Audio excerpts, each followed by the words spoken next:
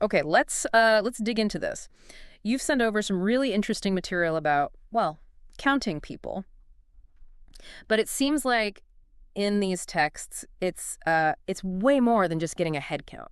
It kind of opens up this deeper thing about what actually counts, you know? That's exactly right. Yeah. The sources you shared, you've got this commentary on numbers, and then these collected teachings, the Likkutei Sichot, that really shine a light on it. It's less about a simple census and more about understanding the profound meaning packed into the act of counting itself. Right. So our goal here is really to unpack what these sources are showing us about counting and what that might mean more broadly. So the first thing that really jumped out at me, especially from the Likkutei Sichot, was this surprising take on counting. Normally, yeah, you think quantity, how many.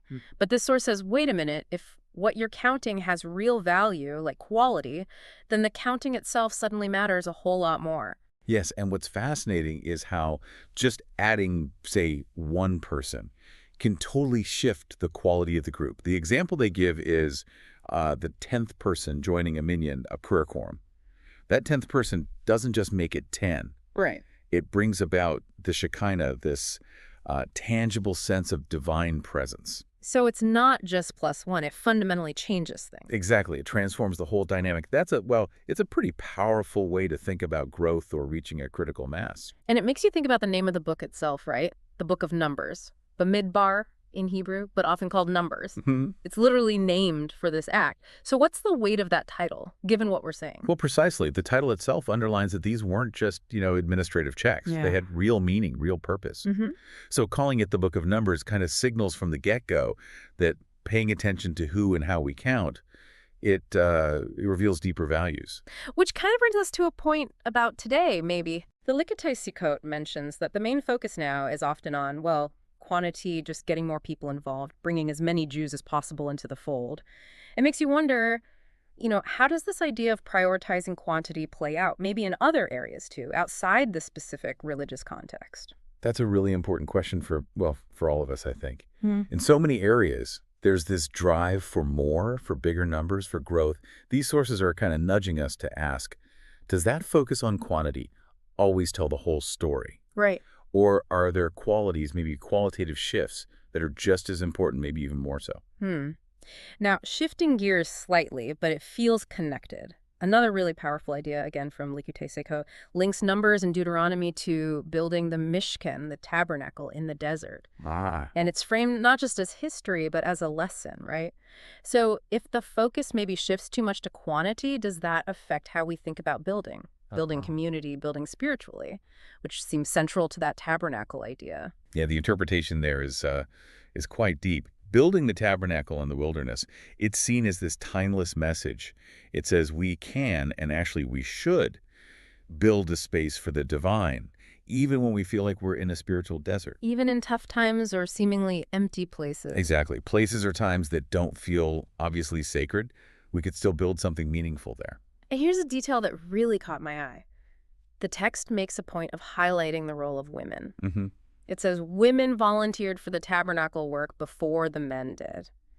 That seems significant. Oh, it definitely stands out. It kind of underscores that building these spiritual structures, these places of meaning, it's not confined to, traditional roles or who you'd expect. Yeah. It really speaks to the contributions of everyone from all parts of the community. It makes you think, what does building in a spiritual desert mean for you personally?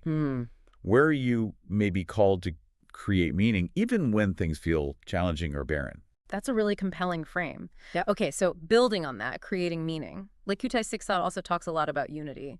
Unity as the foundation. Yes. It says the prep work for receiving the Torah wasn't just, logistics. It was the unity of the people. And Israel camped there, meaning like as one. As one person with one heart. Right. And this unity is directly linked to the Torah being opposite the mountain. So it's not just being physically together. What's the interstate required? The connection they draw is it's crucial. Unity isn't just a nice to have. Yeah. It's presented as a prerequisite for that deep spiritual connection, for revelation.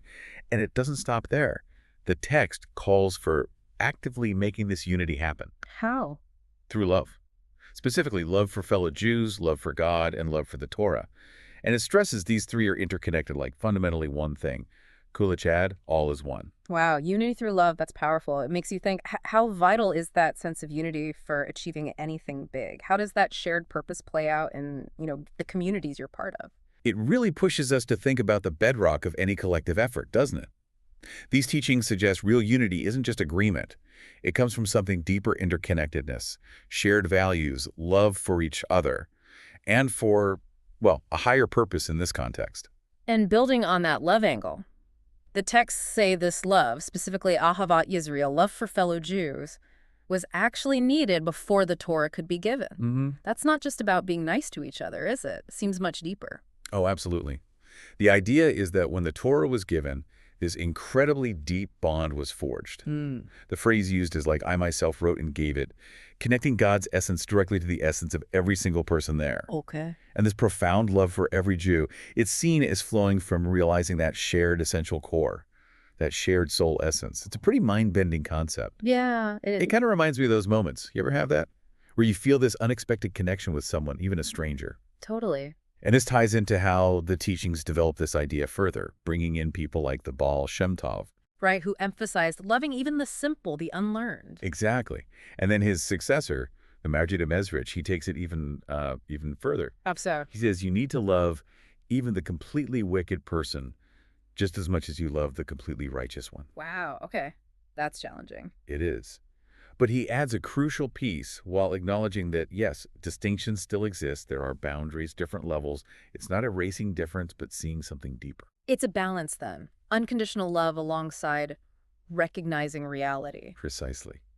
And then the Alter Rebbe, the founder of Shabbat, adds another layer, a really powerful one. He says, all Israel are literally brothers. Literally brothers, not just like brothers, but literally. That's the emphasis. And the reasoning is, well, it's profound. At the deepest level, the soul's essence, it's not just similar, it's a single shared reality. A single reality. The loving another Jew isn't really loving someone else. It's an act of loving a part of your own self because you share that fundamental essence. Okay, wow, that shifts everything, doesn't it? Thinking about interconnectedness on that level, how could that kind of understanding, that shared essence idea, change how you view relationships? Or just belonging, really, in any group, not only a religious one. It definitely prompts you to think about empathy, doesn't it? Our ability to really see ourselves in others, even people who seem radically different. Yeah. If you truly buy into a shared essence, it kind of has to foster a deeper compassion, a different kind of understanding. So let's loop this all the way back to counting, the census. How does this whole discussion, shared essence, the value of each person, connect back to just taking account? Well, maybe the counting seen through this lens, it stops being just a number crunch. Okay. Maybe it becomes an act of recognition, acknowledging the inherent worth, the unique place, and the deep connection of every single person within that collective. So each number isn't just a digit, It represents a part of this larger unified whole, each one essential. Now, we also had that other source, the commentary on Bamidbar, on numbers. It seems like both sources, maybe from different angles, land on this same core idea. Counting is rarely just counting. Exactly. The commentary, for instance, it also points out this duality. The census wasn't just for, like, military organization or logistics. Right, although it was for that, too. Sure, but it was also about affirming each person's place, their contribution. And didn't it mention the specific order of the tribes, how they were arranged? Yes, the order they were counted in, their specific positions around the tabernacle, that all served to highlight the unique role and the importance of each tribe, each group, and then the bigger picture. They all have their flag, their distinct identity, but all focused on the center. So different perspectives, but a similar conclusion. Precisely. Whether you're looking at the spiritual power of reaching a certain number like 10, or the call to build unity through love, or this idea of a shared soul essence. All these texts are basically peeling back the layers on what seems like a simple administrative act and finding profound meaning underneath. Okay, so just to kind of wrap up the main takeaways here, we've seen counting can be way more than quantity. It can reflect these deeper qualitative values. We've touched on how significant each single person is within the group, and this really deep idea of interconnectedness binding people. It's definitely more than just a roll call. Not at all. It's an invocation, really, to see even basic actions as potentially holding much deeper meaning. And for you, our listener, who's tuning in for these insights, these aha moments, hopefully this deep dive has sparked some new thoughts. Understanding the layers behind something as simple as counting, maybe that offers some useful perspectives, way beyond these specific texts. Absolutely. Which leads to maybe a final thought to leave you with. Yeah. If an act like counting, something so fundamental, can hold such depth and reveal these intricate connections, what other everyday things in your life might have hidden layers waiting to be seen? Hmm. And maybe how might understanding this kind of interconnectedness shift how you see your own role and others' roles in the different communities you're part of? That's a great question to ponder. Where else is there unexpected significance hiding in plain sight? Something to think about.